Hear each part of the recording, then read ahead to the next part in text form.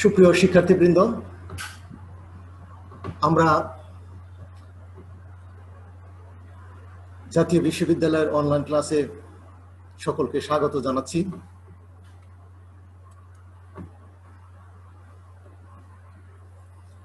তৃতীয় বর্ষ সম্মান শ্রেণীর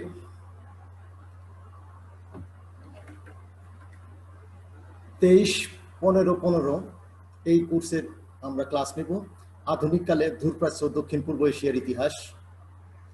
আমাদের এই আজকের লেকচারের শিরোনাম মেইজি রেস্টোরেশন। মেইজি রেস্টোরেশন আমাদের একটু মনে রাখতে হবে। আজকের বিষয়টি আমাদের মেইজি রেস্টোরেশন। সুপ্রিয় শিক্ষার্থীবৃন্দ, আমরা আমাদের নির্ধারিত টপিকস শুরু করব। সুপ্রিয় শিক্ষার্থীবৃন্দ, আমরা দেখব যে 1867 খ্রিস্টাব্দে 12ই ফেব্রুয়ারি সম্রাট কুমের মৃত্যু হয়। তার মৃত্যুর পর তার স্থলাভিষিক্ত হয় তারই পুত্র মুৎসিহিতু। এই অবস্থায় মুৎসিহিতু সংস্কারমুক্ত, উদারনৈতিক, চতুর্দশ বয়স্ক একজন সম্রাট। মুৎসিহিতুর সিংহাসন প্রাপ্তিতে সাতসুমা, চুশু, হিজেন, টুজা প্রভৃতি শোগুন বিরোধী আন্দোলন জোরদার করে। সুপ্রিয় শিক্ষার্থীবৃন্দ, এই অবস্থায় আমরা একটু দেশের অবস্থাটা জেনে নিব। তৎকালীন জাপানের অবস্থাটি ইতিমধ্যেই দেশব্যাপী এক গুরুতর সংকটময় পরিস্থিতির উদ্ভব হয়। বিশেষ করে আমরা দেখতে পাবো 1824 থেকে 32 খ্রিস্টাব্দে আজন্মা, 1833 খ্রিস্টাব্দে উত্তরপ্রদেশে দুর্ভিক্ষ, 1836 খ্রিস্টাব্দে দেশব্যাপী দুর্ভিক্ষে জাতীয় জীবনকে পর্যদস্ত করে তোলেন। মোট কথা, 19বিংশ শতকের প্রথমার্ধে শোগুন শাসিত জাপানে অর্থনৈতিক প্রশাসন একেবারে ভেঙে পড়ায় এক ভয়াবহ সংকটের উদ্ভব হয়। ডাইমিয়া, সামুরাই, কৃষক। সুপ্রিয় শিক্ষার্থীবৃন্দ, ডাইমিয়া এবং সামুরাই শ্রেণী তোমাদের আমি ব্যাখ্যা বিশ্লেষণ দিব। ডাইমিয়া, সামুরাই, কৃষক প্রভৃতি সকল শ্রেণী স্ব কারণে বিক্ষুব্ধ। অসম কর ব্যবস্থাপনা, প্রশাসনিক ব্যয় বৃদ্ধি, অমিতব্যয়িতা, ঘাটতি বাজেট, রপ্তানি অপেক্ষা আমদানি বৃদ্ধি, ইয়েনের মূল্য বৃদ্ধি, মুদ্রাস্ফীতি, নিত্য প্রয়োজনীয় দ্রব্যের মূল্য বৃদ্ধি, দুর্ভিক্ষ, মহামারী প্রভৃতি সম্মিলিত প্রতিক্রিয়ায় শোগুনযুগকে অন্তিম লগ্নে পৌঁছে দেয়। তখন সকল শ্রেণীর মানসিক প্রশাসনিক ব্যবস্থা তথা সামাজিক ও অর্থনৈতিক কাঠামোতে এক আমূল পরিবর্তনকে স্বাগত জানায়। এরূপ পরিস্থিতিতে বিরোধী পক্ষ তৎকালীন শোগুন যোশিনোবুর নিকট একটি স্মারকপত্র পেশ করেন, যাতে তাকে পদত্যাগ করতে এবং প্রশাসনিক যাবতীয় ক্ষমতা সম্রাটের হাতে অর্পণ করার অনুরোধ করা হয়। এডুর অন্তর্গত ইয়েনো পার্কে বিরোধী দল ও শোগুনের সমর্থকদের মধ্যে সামান্য সংঘর্ষের পর 1867 খ্রিস্টাব্দের 12ই ফেব্রুয়ারি শোগুন যোশিনোবু পদত্যাগ করেন। সুপ্রিয় শিক্ষার্থীবৃন্দ, আমরা কিন্তু পরিস্থিতিটা দেখে নিলাম। আমরা দেখব যে 1867 খ্রিস্টাব্দে এই অবস্থার পরিপ্রেক্ষিতে 1867 খ্রিস্টাব্দে 12ই ফেব্রুয়ারি যোশিনোবু অর্থাৎ শোগুন যোশিনোবু পদত্যাগ করেন এবং সম্রাটের হাতে সমস্ত ক্ষমতা প্রদান করেন। এই অবস্থায় আমরা দেখব যে তৎকালীন শোগুন যে পদত্যাগ করলেন, এই শোগুন পদত্যাগ করার পরে এখানে সম্রাটের কাছে সমস্ত ক্ষমতা তিনি দিয়ে দিলেন। এবং এই অবস্থায় আমরা দেখতে পাবো যে তৎসময়ে শোগুন শাসনের সূচনা ইতিমধ্যে আমরা বলেছি। সুপ্রিয় শিক্ষার্থীবৃন্দ, গত ক্লাসে আমরা বলেছি যে 1192 খ্রিস্টাব্দ থেকে শোগুন শাসনের সূচনা হয়েছিল এবং 1867 খ্রিস্টাব্দে যোশিনোবুর পদত্যাগের মাধ্যমে এর পরে সমাপ্তি ঘটেছিল। তাহলে এই সময়কালটা সম্পর্কে আমাদের ধারণা থাকতে হবে। এবং এরই মধ্যে 1853 থেকে 1867 খ্রিস্টাব্দ পর্যন্ত যে সময়কাল, এই সময়কালকে জাপানের ইতিহাসে বাকুমাৎসু নামে অভিহিত করা হয়। বাকুমাৎসু অর্থ শোগুন শাসনের অবসান। অর্থাৎ আমরা দেখব যে 1853 খ্রিস্টাব্দ থেকে 1867 খ্রিস্টাব্দ পর্যন্ত এই যে সময়কাল, এই সময়কালে সেখানে একটি পতনের পথে ধাবিত হয়েছিল। এই কারণে এই সময়কালটাকে বাকুমাৎসু নামে অভিহিত করা হয়। 1868 থেকে 1912 খ্রিস্টাব্দ পর্যন্ত সময়কে মেইজি যুগ বা মেইজি ইরা নামে অভিহিত করা হয়। সুপ্রিয় শিক্ষার্থীবৃন্দ, আমরা দেখব যে এই যে সময়কাল, এই সময়কালকে মেইজি যুগ বা মেইজি ইরা নামে অভিহিত করা হয়। শোগুন যুগের অবসানের পর জাপানে যে যুগের সূচনা হয় তার নাম মেইজি যুগ বা মেইজি ইরা। জাপানি ভাষায় একে বলা হয় বুমেই কাইকো নো জিদাই অথবা এইজ অফ এনলাইটেনমেন্ট অথবা এইজ অফ এনলাইটেনমেন্ট। সুপ্রিয় শিক্ষার্থীবৃন্দ, তাইলে আমরা এখানে দেখে নিব, আমাদের পরিষ্কার ধারণা থাকতে হবে, একে বলা হয় এইজ অফ এনলাইটেনমেন্ট। মেইজি শব্দের অর্থ সভ্যতা এবং জ্ঞানদীপ্ত। মেইজি যুগের অপর নাম পুনর্বাসনের যুগ। মেইজি যুগে সম্রাটের জন্য নির্দিষ্ট ছিল কিয়োটো প্রাসাদ, সেখানে তিনি ক্ষমতাহীন অবস্থায় প্রায় বন্দি জীবন যাপন করতেন। শোগুনদের বাসস্থান ছিল এডো শহরে।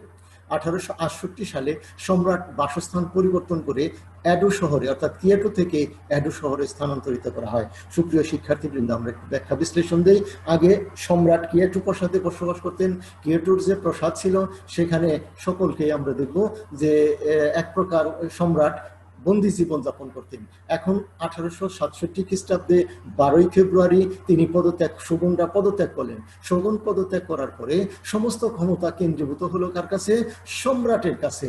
এবং সম্রাট তার যে বাসস্থান ছিল কিয়োটো প্রাসাদে বা শহরে, সেখান থেকে আমরা দেখব যে এডো শহরে স্থানান্তরিত করার নীতিগত সিদ্ধান্ত গৃহীত হয় এবং 1868 সালে সম্রাটের বাসস্থান পরিবর্তন করে কিয়োটো থেকে এডোতে স্থানান্তরিত করা হয়। এই অবস্থায় আমরা দেখব যে জাপানে যে দ্বৈত শাসন ব্যবস্থা প্রবর্তিত হয়েছিল, এই দ্বৈত শাসন ব্যবস্থার বিলুপ্তি ঘটে। সুপ্রিয় শিক্ষার্থীবৃন্দ, আমরা দেখে নিব যে কিভাবে দ্বৈত শাসন ব্যবস্থার বিলুপ্তি ঘটে। এটা আমরা দেখে নেই যে আমরা ইতিমধ্যেই বলেছিলাম যে এই শোগুন সমস্ত ক্ষমতার কেন্দ্রবিন্দু ছিল এবং সম্রাট ছিলেন, সম্রাট নামমাত্রে ছিলেন। তারপরে এখানে আমরা দেখব যে ভারতবর্ষের মতো যে দ্বৈত শাসন ব্যবস্থা ছিল ভারতবর্ষে, অনুরূপভাবে সেখানে আমরা দেখব দ্বৈত শাসন ব্যবস্থা ছিল। এই দ্বৈত শাসন ব্যবস্থায় আমরা যে বিষয়টি গুরুত্ব সহকারে দেখব যে দ্বৈত শাসন ব্যবস্থায় সম্রাট ছিলেন একদিকে এবং শোগুন ছিলেন একদিকে। সম্রাট ছিলেন ডিজারু এবং শোগুনরা ছিলেন ডিফ্যাক্টো। এই শাসনকে শোগুন শাসনের পরিবর্তে সাতসুহিতু সরকার নামে অভিহিত করা হয়। সাতসুহিতু সরকার। তাহলে সুপ্রিয় শিক্ষার্থীবৃন্দ, আমরা এইখানে দেখে নেওয়ার চেষ্টা করব যে সাতসুহিতু সরকার, তাহলে এই যে সাতসুহিতু সরকার, সেটা সম্রাট কি দ্বৈত শাসন ব্যবস্থাটা আমরা একটু ক্লিয়ার করে নেই। শোগুনরা ছিলেন একদিকে আর সম্রাট ছিলেন একদিকে। সম্রাট ছিলেন ডিজারো, তবে আর শোগুনরা ছিলেন ডিফ্যাক্টো। অতএব এই দুইজনের শাসন, এই কারণে এটাকে মূলত দ্বৈত শাসন হিসাবে অভিহিত করা হয়। এই শাসনকে শোগুন শাসনের পরিবর্তে 1868 সালে আমরা দেখতে পাবো যে সাতসুহিতু সরকারে পরিণত হয়। চোসুর কেডু এবং ইটু, সাতসুমার সাইকো এবং উপমা, তোজার ইতাগাকি এবং হিজেনের উপমা, এই সমস্ত নেতৃবৃন্দ আমরা দেখতে পাবো যে আমরা সুপ্রিয় শিক্ষার্থীবৃন্দ নামগুলো কিন্তু আমাদের একটু মনে রাখতে হবে। চুশু প্রদেশের কিডু এবং ইটু, সাতসুমার সাইগো এবং উপমা, তোজা ইতাগাকি এবং হিজেনের উপমা, এই সমস্ত নেতৃবৃন্দ আমরা দেখতে পাবো যে নেতৃত্ব প্রদান করেছিলেন। আমরা ইতিমধ্যেই বলেছি যে শোগুন বিরোধী যে আন্দোলন সংগঠিত হয়েছিল, সেই আন্দোলনে এই সমস্ত নেতৃবৃন্দ নেতৃত্ব প্রদান করেছিলেন এবং তাদের নেতৃত্বে যেহেতু সরকার প্রতিষ্ঠিত হয়েছিল এবং সম্রাটকে পুনর্বাসিত করা হয়েছিল, এই কারণে এই শাসনের নাম দেওয়া হয়েছিল সাতসুহিতু সরকার। 1868 থেকে 1912 খ্রিস্টাব্দ পর্যন্ত মুৎসুহিতু শাসন ক্ষমতা অধিষ্ঠিত ছিলেন এবং এই সময়কালটাই মূলত মেইজি রেস্টোরেশন বা মেইজি ইরা নামে পরিচিত। এই মুৎসুহিতুর পরে 1912 সালে আমরা দেখব যে যোশিহিতু ক্ষমতায় অধিষ্ঠিত হয়েছিলেন, আর 1926 সালে অধিষ্ঠিত হয়েছিলেন হিরোহিতু, যিনি 1945 সাল পর্যন্ত ছিলেন। সুপ্রিয় শিক্ষার্থীবৃন্দ, আমরা এই যে বিষয়গুলো, এটা পরিষ্কার ধারণা রাখার চেষ্টা করব। মেইজি যুগের শাসন কার্যকে মূলত পরিচালনা করার জন্য 3টি অংশে বিভক্ত করার পরিকল্পনা গৃহীত হয়েছিল। এইগুলো প্রথম বিভাগে প্রধান ছিলেন রাজ পরিবারভুক্ত যে সমস্ত লোকজন, তারা ছিলেন প্রথম বিভাগের অন্তর্ভুক্ত। দ্বিতীয় বিভাগে ছিলেন রাজসভার সদস্যবৃন্দ। রাজসভার সদস্যবৃন্দ তৃতীয় বিভাগ নিয়ে তাদের দ্বারা গঠিত ছিল এবং রাজসভার সদস্য ডাইমিয়াদের নিয়ে। তৃতীয় যারা ছিলেন, তৃতীয় বিভাগ গঠিত হয় 5 জন কুগে ও 15 জন সামুরাই শ্রেণীর লোকজনকে নিয়ে। এই যে 3টি শ্রেণীর লোকজনকে নিয়ে যে শাসন ব্যবস্থা প্রতিষ্ঠিত হলো, এদের মাধ্যমে শাসন কার্যে যে সমস্ত গুরুত্বপূর্ণ কাজগুলো ছিল, এই সমস্ত কাজগুলো পরিচালনা করার নীতিগত সিদ্ধান্ত গৃহীত হয়েছিল। সুপ্রিয় শিক্ষার্থীবৃন্দ, 1868 সালে এই যে পরিবর্তন করা হয়, সেখানে আমরা দেখব দ্বিকক্ষ বিশিষ্ট একটি আইনসভা প্রবর্তন করার নীতিগত সিদ্ধান্ত গৃহীত হয়। তখনও সংবিধান প্রণয়ন করা হয়নি। আমরা জানি যে 1889 সালে জাপানে একটি সংবিধান প্রণয়ন করা হয়, সেটা আমরা এখানে বলবো না। আমরা দেখব যে দ্বিকক্ষ বিশিষ্ট যে আইনসভা ছিল, সেখানে এই আইনসভায় কাউন্সিল অফ স্টেট এবং অ্যাসেম্বলি, কাউন্সিল অফ স্টেট একটার নাম হলো কাউন্সিল অফ স্টেট, আরেকটির নাম হলো অ্যাসেম্বলি।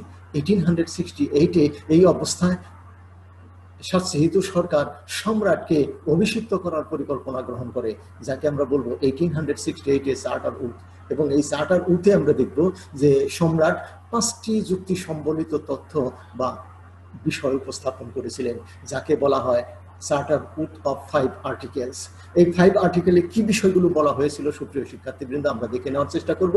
যে এখানে 1 নম্বর বলা হলো যে প্রতিনিধি সভা আহ্বান, অর্থাৎ আমরা দেখব যে প্রতিনিধি সভা আহ্বান করতে হবে। 2 নম্বর হলো শাসক এবং শাসিতের মধ্যে একটি সুনিবিড় সম্পর্ক প্রতিষ্ঠিত হবে।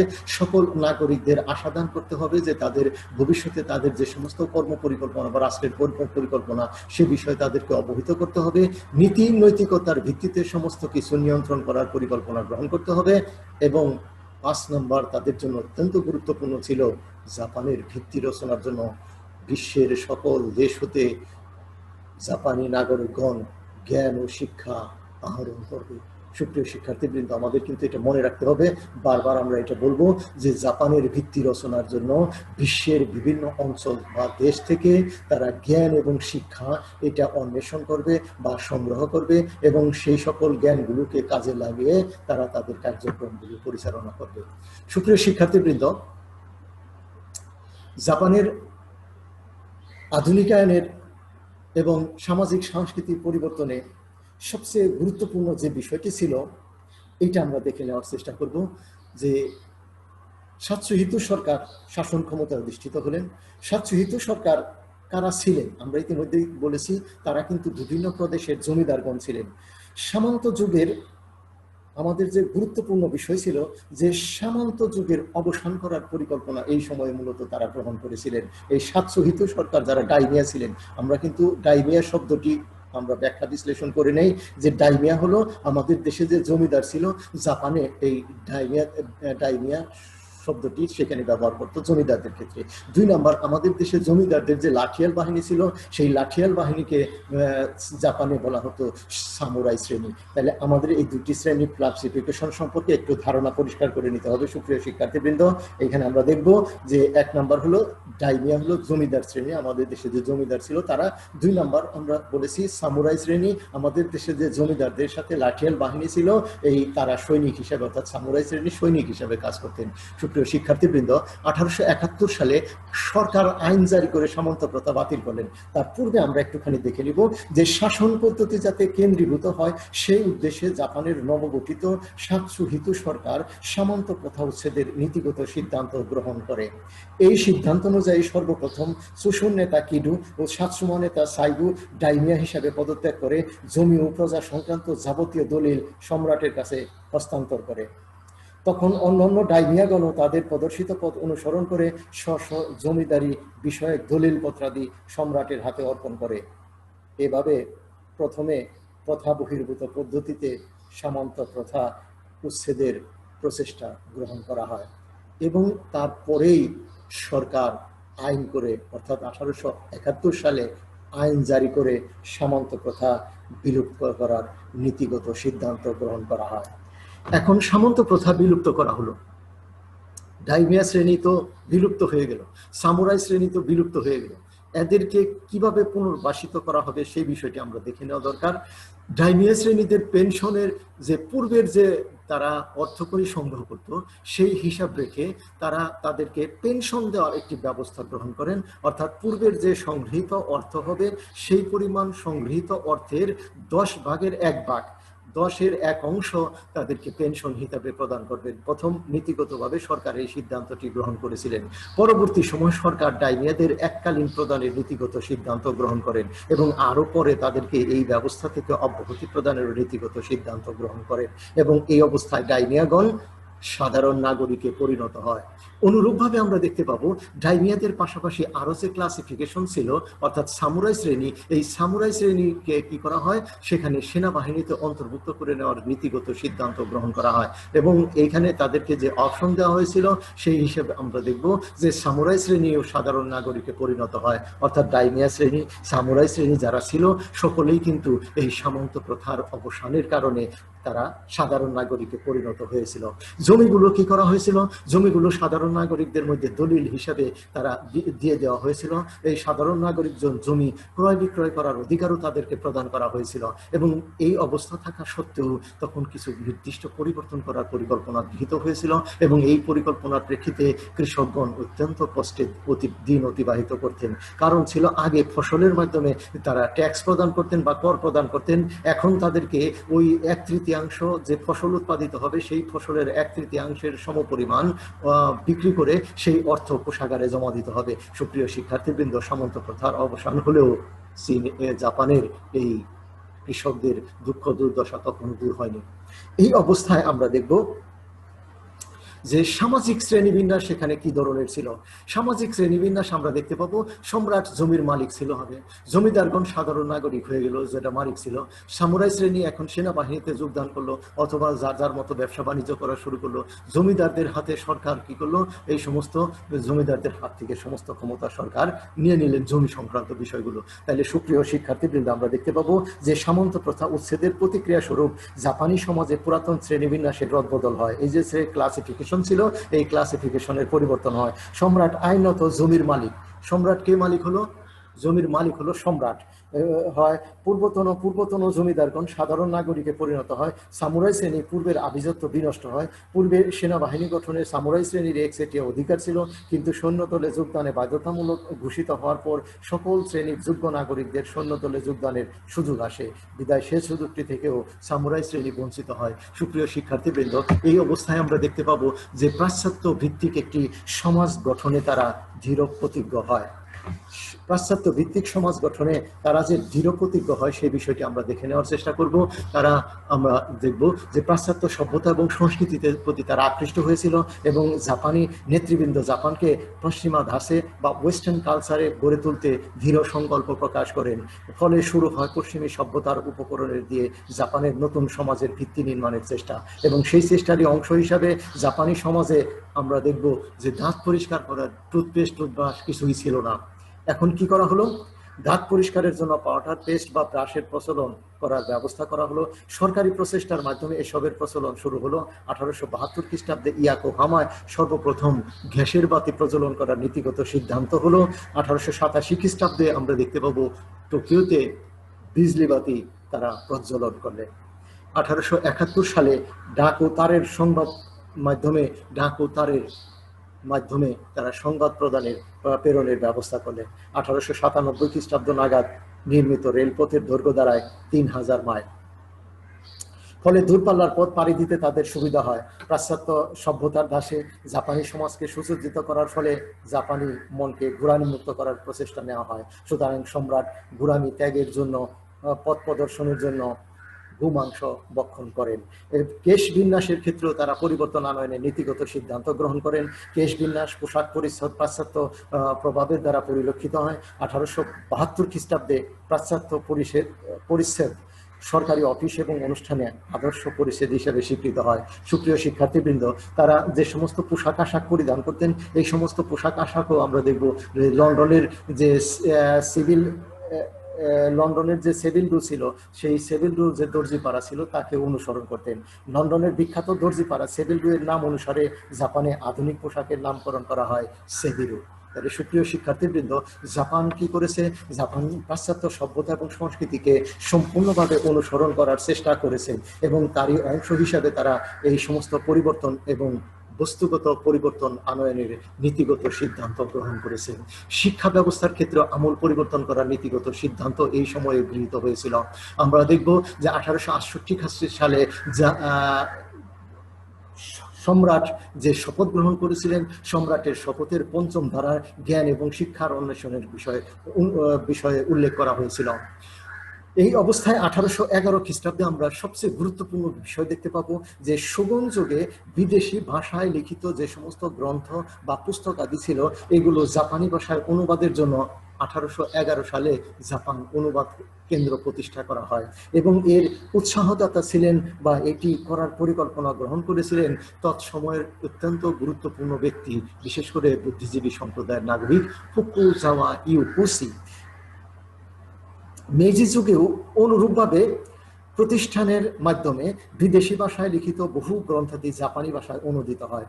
অনুবাদ পদ্ধতির মাধ্যমে জাপানিদের মধ্যে পাশ্চাত্য জ্ঞান এবং ভাষার প্রসার লাভ করে এর প্রধান উৎসাহদাতা ছিলেন এই ফুকুজাওয়া ইউকোসি। 1869 খ্রিস্টাব্দে তিনি রচনা করেন সেইয়ু জিজু। এই গ্রন্থে তিনি ইউরোপের রাজনৈতিক, অর্থনৈতিক, সাংস্কৃতিক অবস্থা সহজ ভাষায় বর্ণনা করেন। সুপ্রিয় শিক্ষার্থীবৃন্দ, এই গ্রন্থের প্রথম সংস্করণ অতি দ্রুত 1.5 লক্ষ কপি শেষ হয়ে যায়। তিনি ফুকুজাওয়ার সাথে আরো অনেক বুদ্ধিজীবী এতে সহায়তা করেন এবং ইংরেজি ভাষায় লিখিত গ্রন্থাদি জাপানি ভাষায় অনুবাদ করেন। 1872 সালে সরকারি আইন জারি করে বাধ্যতামূলক প্রাথমিক শিক্ষা জারি করার নীতিগত সিদ্ধান্ত গ্রহণ করা হয়। 1872 সালে আইন জারি করে সরকার কি করে?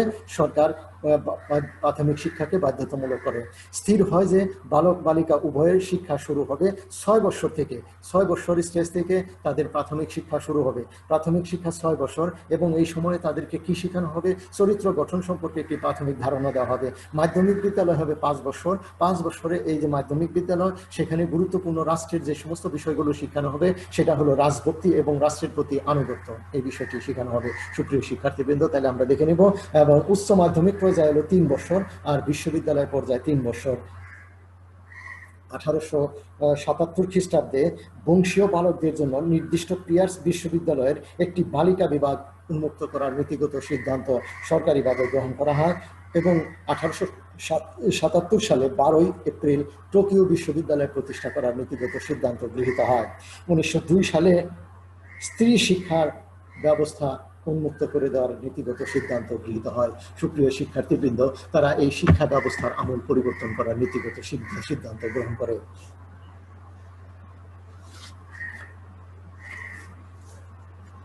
অর্থনৈতিক ক্ষেত্রে বিবর্তন আমরা দেখে নিব যে পাশ্চাত্য সভ্যতায় যে সমস্ত বিষয়গুলো সামাজিক ক্ষেত্রে প্রভাব বিস্তার করেছিল, অনুরূপ ব্যবস্থা আমরা অর্থনৈতিক ক্ষেত্রেও দেখব যে বস্তুগত পরিবর্তন অত্যন্ত গুরুত্বপূর্ণ ভূমিকা পালন করেছিলেন। কৃষিভিত্তিক অর্থনীতি হতে জাপান এই সময়ে শিল্পভিত্তিক অর্থনীতিতে পরিণত করার পরিকল্পনা গ্রহণ করে। আমরা দেখব সুপ্রিয় শিক্ষার্থীবৃন্দ, 1868 সালে মেইজি রেস্টোরেশনের পরে জাপানে যে বস্তুগত পরিবর্তন হয়, সেই বস্তুগত পরিবর্তনের প্রেক্ষিতে কৃষিভিত্তিক অর্থনীতির একটি দেশ শিল্পভিত্তিক একটি অর্থনৈতিক দেশে পরিণত হয়। পাশ্চাত্য দেশগুলোর সাথে সহযোগিতা, ধনতান্ত্রিক অর্থনীতি, এইগুলো তারা পরিণত করার পরিকল্পনা গ্রহণ করে। পুঁজিপতি পরিবার তৈরি হয় এবং যে সমস্ত পুঁজিপতি পরিবার তৈরি হয় সেই সমস্ত পুঁজিপতি পরিবারকে একত্রে জাইবাৎসু নামে অভিহিত করা হয়। আমরা আমাদের দেশে যে সমস্ত গাড়ি দেখবো, যেমন মিৎসুই, এই সমস্ত কোম্পানি কিন্তু ওই পুঁজিবাদী পরিবার জাইবাৎসু যারা ছিল তাদের নামে এগুলো প্রতিষ্ঠিত হয়েছে। মিৎসুবিশি, সুমিটোমো, ইয়াসুদা, এগুলো সবই হলো বড় পুঁজিপতি পরিবার। মেইজি সংস্কারের পরে ভারী এবং হালকা শিল্প এই সময় গড়ে তোলার পরিকল্পনা গ্রহণ করা হয়। যাবতীয় খনি শিল্প বা খনিজ সম্পদ যেমন স্বর্ণ, রূপা, তাম্র, লোহা, কয়লা প্রভৃতি জাতীয় সম্পদে পরিণত করার জন্য সরকার আনুষ্ঠানিকভাবে ঘোষণা প্রদান করে। 1894 সালে কয়লা উৎপাদন দ্রুত গতিতে বৃদ্ধি পায় এবং কয়লা, এইখানে আমরা একটু দেখে নিব যে যেহেতু তার মিল ইন্ডাস্ট্রি অর্থাৎ শিল্প কলকারখানা দ্রুত গতিতে বৃদ্ধি পাচ্ছে, লোকজন কৃষিকাজ বাদ দিয়ে তারা শহরের দিকে ধাবিত হচ্ছে এবং শহরের দিকে ধাবিত হওয়ার প্রেক্ষিতে আমরা দেখব যে তাদের যে সমস্ত লোকজন ছিল তা সেখানে 10% লোকজন শহরে বসবাস করতো, আস্তে আস্তে লোকজনের সংখ্যা শহরে বৃদ্ধি পাওয়া শুরু করলো। 1894 সালে কয়লা উৎপাদন দ্রুত গতিতে বৃদ্ধি পেতে থাকে আর 1913 সালে খনি শিল্পে 100 কোম্পানি গড়ে ওঠে। খনি শিল্প বিনিয়োগকৃত মূলধন 39 মিলিয়ন ইয়েন। এ সময় জাপানে খনি শিল্পে 1,72,000 শ্রমিক কাজ করা শুরু করে। অর্থনৈতিক বিবর্তনে আমরা দেখতে পাবো যে জাপানে যে মেইজি রেস্টোরেশন, এই মেইজি রেস্টোরেশনের ফলে এই সমস্ত বিবর্তনগুলো সংগঠিত হয়েছিল। জাপানে এত দ্রুত পরিবর্তন পরিলক্ষিত হয় যা অন্য কোনো দেশে এত দ্রুত পরিবর্তন পরিলক্ষিত হয় না। আমরা ইতিপূর্বেই বলেছি সুপ্রিয় শিক্ষার্থীবৃন্দ যে জাপানের একদল নাগরিককে তারা বিশ্বের বিভিন্ন অঞ্চলে বিশেষ করে ইউরোপ এবং আমেরিকায় প্রেরণ করেছিলেন এবং এই সমস্ত নাগরিকগণ যে যে শিক্ষা অর্জন করেছিলেন সেই শিক্ষা অর্জন করে তারা দেশে এসে সেই শিক্ষাকে তারা কাজে লাগানোর আপ্রাণ চেষ্টা করেছিলেন এবং সেই চেষ্টার অংশ হিসেবেই তাদের এই অর্থনৈতিক বিবর্তন এবং সামাজিক পরিবর্তন পরিলক্ষিত হয়েছিল। খনি হতে তেল উৎপাদন এর বিস্তার লাভ করে 1888 সালে আমরা দেখতে পাবো জাপান অয়েল কোম্পানি প্রতিষ্ঠা করার নীতিগত সিদ্ধান্ত গ্রহণ করা হয়। 1887 সালে অপরিশোধিত তেল উৎপাদনের পরিমাণ ছিল 33,000 পিপা। 1893 সালে অপরিশোধিত তেলের উৎপাদন বেড়ে দাঁড়ায় 1 লক্ষ পিপা। সুপ্রিয় শিক্ষার্থীবৃন্দ, আমরা দেখব যে একেবারে এই যে প্রতিষ্ঠান মাত্র 5-6 বছরের মাথায় 33,000 থেকে 1 লক্ষ অর্থাৎ 3 গুণ পরিমাণ বেড়ে গিয়েছিল। 1903 সালে এর পরিমাণ দাঁড়ায় 150 মিলিয়ন পিপা। পিপা হলো এর একক ক্ষেত্রে হিসাবে ব্যবহার করা হয়েছে। তাহলে এইখানে আমরা দেখব যে এই যে তেলের উৎপাদন, তাহলে অপরিশোধিত তেল এইটা তারা উৎপাদন করছে, অর্থাৎ আমরা 1887 তুলনায় 1893 সালে 3 গুণ পরিমাণ বৃদ্ধি পেয়েছিল এবং 1893 সালের তুলনায় 1903 সালে আমরা দেখতে পাবো 100 লক্ষ পিপা থেকে সেটা 150 মিলিয়ন পিপাতে হয়েছিল। নাগাসাকি, ইউসুকোরো প্রভৃতি স্থানে গড়ে তোলা হয় জাহাজ নির্মাণ কারখানা। 1880 সালে সরকারিভাবে 4টি জাহাজ নির্মাণ কারখানা স্থাপন করার নীতিগত সিদ্ধান্ত তারা গ্রহণ করে। 1851 সালে বাণিজ্য পথ নির্মাণ করা হয়। 5টি গোলাবারুদ কারখানা এবং 52টি অন্যান্য কারখানা এই সময়ে প্রতিষ্ঠা করার নীতিগত সিদ্ধান্ত গ্রহণ করা হয়। সুপ্রিয় শিক্ষার্থীবৃন্দ, আমরা যদি এগুলো অ্যানালাইসিস করি তাহলে দেখতে পাবো যে এই যে অবস্থাটির সৃষ্টি হলো, অর্থাৎ সেখানে কি বিবর্তনটা কেমন হচ্ছে, বিবর্তনটা খুব দ্রুত গতিতে হচ্ছে। বিশ্বের অন্য দেশে যেভাবে আমরা দেখব যে আস্তে আস্তে এই সমস্ত বিবর্তনগুলো সংগঠিত হয়েছে, কিন্তু এইখানে আমরা দেখব যে বিবর্তন অত্যন্ত দ্রুত গতিতে সংগঠিত হয়েছে। এই দ্রুত গতিতে সংগঠিত হওয়ার পিছনে যে কাজটি করেছে সেটা হলো 1868 সালে মেইজি রেস্টোরেশন, এবং মেইজি রেস্টোরেশনের ফলেই মূলত সেখানে এই সমস্ত পরিবর্তনগুলো আনয়ন করা তাদের পক্ষে সম্ভব হয়েছে। পাশ্চাত্য দাসের শিক্ষা ব্যবস্থা, পাশ্চাত্য দাসের সমাজ ব্যবস্থা, পাশ্চাত্য দাসের অর্থনৈতিক অবস্থা, পাশ্চাত্য দাসের পুঁজিবাদী সমাজ ব্যবস্থা প্রতিষ্ঠা করার জন্য তারা আপ্রাণ চেষ্টা করেছে এবং সেই চেষ্টার অংশ হিসেবে আমরা দেখতে পাবো তাদের অর্থনৈতিক এই সমস্ত বিবর্তনগুলো করার পরিকল্পনা তারা গ্রহণ করেছে। অর্থাৎ আমরা দেখব যে এই যে 1880 সালের মধ্যেই তারা কি করলো, তাদের এই সমস্ত পণ্য উৎপাদিত হবে, পণ্য উৎপাদিত হলে সেই সমস্ত পণ্য কি করতে হবে, দেশ বিদেশে বিভিন্ন স্থানে বিক্রয় করার ব্যবস্থা করতে হবে। অতএব তারা কি করলো, এই যে এই বিক্রয় জাহাজ নির্মাণ কারখানা তারা তৈরি করা শুরু করলো। তাহলে জাহাজ নির্মাণ কারখানা যদি তারা তৈরি করে, তাদের নিজস্ব জাহাজ ব্যবহার করে এই সমস্ত পণ্য সামগ্রী বিশ্বের বিভিন্ন দেশে রপ্তানি করতে পারবে। সুপ্রিয় শিক্ষার্থীবৃন্দ, অর্থনৈতিক বিবর্তনের সবচেয়ে গুরুত্বপূর্ণ বিষয় ছিল 1870 সালে শ্রম শিল্প বিভাগ গড়ে তোলার পরিকল্পনা গ্রহণ করা হয়। ইতিপূর্বে আমরা সুপ্রিয় শিক্ষার্থী বললাম যে 10% নাগরিক শুধুমাত্র শহরে বসবাস করত, আর বাকি নাগরিকগণ আমরা দেখব যে কৃষি কাজের সাথে সম্পৃক্ত ছিল। এখন এই অবস্থায় যেহেতু শিল্প বিপ্লব সংগঠিত হচ্ছে এবং ভারী শিল্পের পাশাপাশি ক্ষুদ্র শিল্প সেখানে গড়ে তোলার প্রচেষ্টা গ্রহণ করা হয়েছে, এই অবস্থায় তারা তাদের ডেভেলপমেন্টের জন্য 1870 সালে শ্রম শিল্প বিভাগ নামে একটি বিভাগ গড়ে তোলা হয়। 1873 সালে ইটু হিরোবুমি এ দপ্তরের মন্ত্রী নিযুক্ত করার নীতিগত সিদ্ধান্ত গ্রহণ করা হয়। 1878 সালের পর জাপানের যন্ত্রপাতি নির্মাণ কারখানা গড়ে তোলা হয়, সিমেন্ট কারখানা, সাদা ইটের কারখানা, কাঁচ প্রস্তুত কারখানা, সোডিয়াম সালফেট উৎপাদন কারখানা এবং ব্লিচিং পাউডার উৎপাদন কারখানা গড়ে তোলার নীতিগত সিদ্ধান্ত তারা গ্রহণ করে। এই সমস্ত পণ্য সামগ্রী তারা কিন্তু আগে উৎপাদন করতে পারতো না। এখন তারা পাশ্চাত্যের সভ্যতা এবং সংস্কৃতির সাথে মিলে তাদের ইন্ডাস্ট্রিকে এত বেশি ডেভেলপ করা শুরু করলো যে সমস্ত পাশ্চাত্য দেশের উৎপাদন ব্যবস্থা রয়েছে সমস্ত কিছুই তারা উৎপাদন করা শুরু করলো। এ সময় জাপানে কার্পাস বস্ত্র, রেশম বস্ত্র, পশমি বস্ত্র, তুলা বস্ত্র শিল্পের অগ্রগতি পরিলক্ষিত হয়।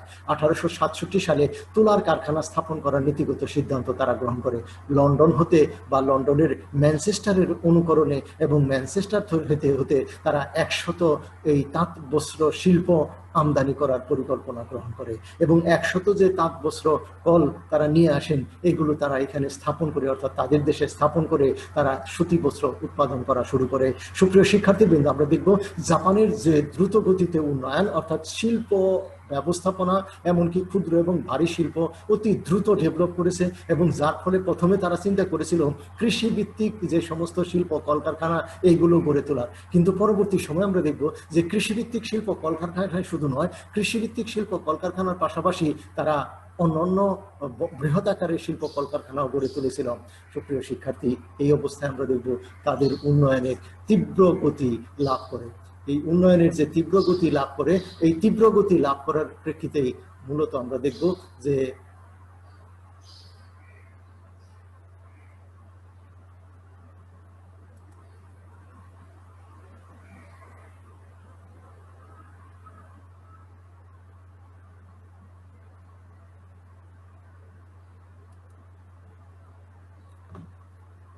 পরিবহনের ক্ষেত্রে প্রভূত উন্নতি সাধিত হয়। রিকশার পরিবর্তে গতি সঞ্চালক মোটরযান তারা তৈরি করে, যাতে অতি দ্রুত এক স্থান থেকে এই লোকজন দ্রুত গতিতে এক স্থান থেকে অন্য স্থানে স্থানান্তরিত হতে পারে। রেলপথ নির্মাণ করা হয়। 1872 সালে প্রথম রেল ব্যবস্থা প্রচলন করা হয়। প্রথম ইয়াকোহামা হতে টোকিও পর্যন্ত 18 মাইল রেলপথ স্থাপন করা হয়। 1880 সালে 75 মাইল, 1897 সালে 3000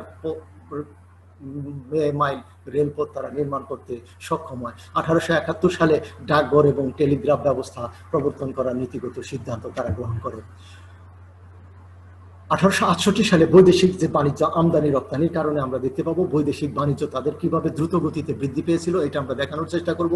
1868 সালে বৈদেশিক বাণিজ্য 26 মিলিয়ন ইয়েন, 1873 সালে বৈদেশিক বাণিজ্য 50 মিলিয়ন ইয়েন, 1881 সালে এটা দাঁড়ায় 62 মিলিয়ন ইয়েন, অর্থাৎ দ্রুত গতিতে বৃদ্ধি পাচ্ছে। এই কারণে তাদের একটি ব্যাংক, অর্থাৎ ব্যাংক টাকাগুলো নিয়ন্ত্রণ করার জন্য একটি ব্যবস্থাপনা দরকার। এই কারণে 1872 সালে তারা ব্যাংক ব্যবস্থা প্রতিষ্ঠা করেন। 1873 সালে জাতীয় ব্যাংক স্থাপন করা হয়। 1876 সালে এই ব্যাংকের সংখ্যা মাত্র ছিল 4টি, কিন্তু 1879 সালে মাত্র 4 বছরের মাথায় এর সংখ্যা দাঁড়ায় 151টি। 1882 সালে জাপানের কেন্দ্রীয় ব্যাংক বা সেন্ট্রাল ব্যাংক অফ জাপান স্থাপন করার নীতিগত সিদ্ধান্ত গ্রহণ করা হয়। 1879 সালে আমরা দেখব যে পোস্ট অফিসে সেভিংস ব্যবস্থা প্রবর্তন করার নীতিগত সিদ্ধান্ত গ্রহণ করে।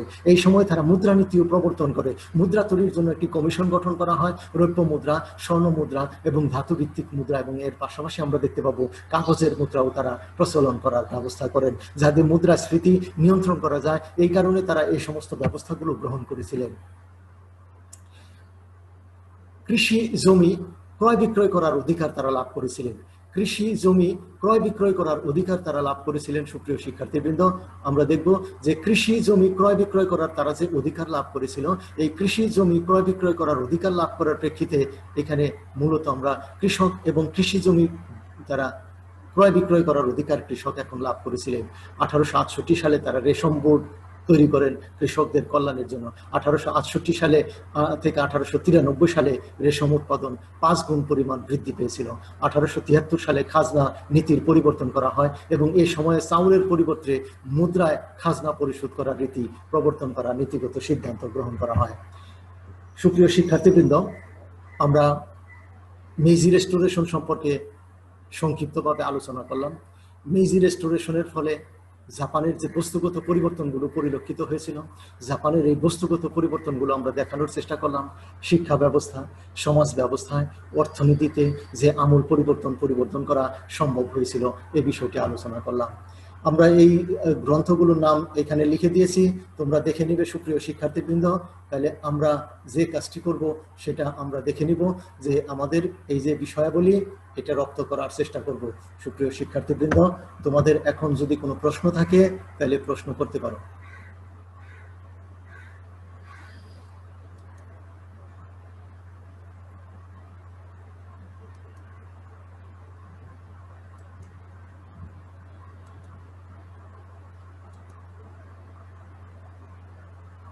সুপ্রিয় শিক্ষার্থীবৃন্দ, হ্যালো। জি স্যার, আসসালামু আলাইকুম স্যার। ওয়ালাইকুম আসসালাম। হ্যাঁ হ্যাঁ রায়হান, কোনো প্রশ্ন না আমরা শেষ করে দেব? জি না স্যার।